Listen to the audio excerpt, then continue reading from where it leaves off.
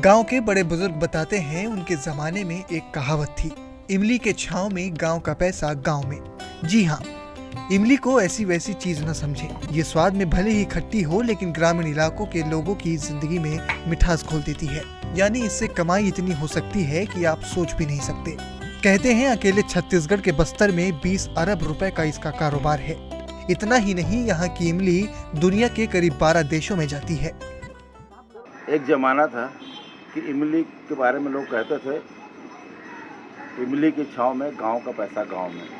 मतलब बस्तर में इतनी इमली है और इतना ज़्यादा इसका बड़ा कारोबार है कि पूरे बस्तर संभाग में प्रतिवर्ष बस्तर में करीब 20 अरब रुपए का इमली का कारोबार होता है।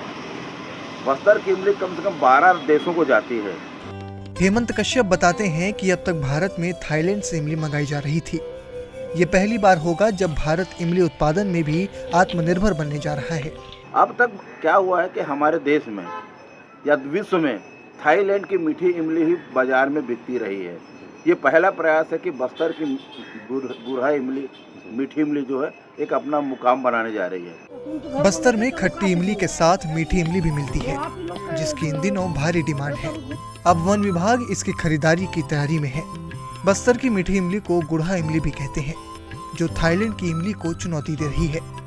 इसी बस्तर में एक और इमली है, खट्टी इमली तो है ही, एक और मीठी इमली की प्रजाति भी है जिसको गांव वाले लोग गुड़हा इमली बोलते हैं। गुड़ की जैसा मीठा टाइप का इमली से गुड़हा इमली बोलते हैं। ये आमतौर पर हर गांव में 2-4 पेड़ ही है और यदि इसको संकलित किया जाए तो इसको एक अलग से रेट मिलेगा। इमली के और भी कई फायदे हैं। जानकार बताते हैं कि स्नैक्स में इमली का उपयोग भारी मात्रा में किया जाता है। इसके अलावा जो कम खट्टा खाना पसंद करते हैं उनके लिए गुड़हा इमली बेहतर है। देखिए, इमली का जो उपयोग है हम लोग घरेलू तौर पे तो करते ही हैं।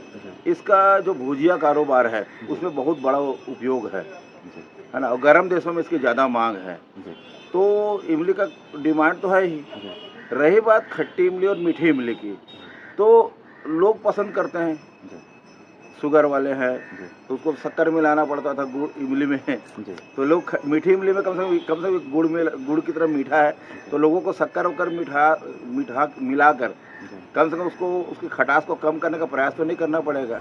वन विभाग के अधिकारियों के मुताबिक बस्तर में गुड़हा इमली के वृक्षों को चिन्हित कर इसे संरक्षित किया जाएगा। इसके बीज से पौधे तैयार कर ग्रामीणों को वितरित किए जाएंगे।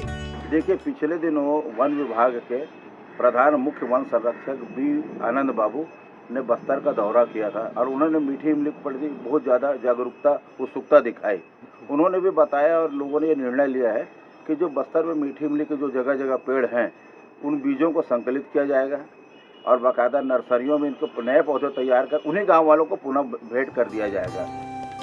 अब तो आप समझ ही गए होंगे कि बड़े बुजुर्ग इमली के छांव में गांव का पैसा गांव में क्यों कहते थे। इमली की और भी कई विशेषताएं हिंदी फिल्मों के गानों में भी मिल जाएगी, जैसे इमली का बूटा, बेरी का पेड़। अशोक नायडू, ईटीवी भारत, जगदलपुर।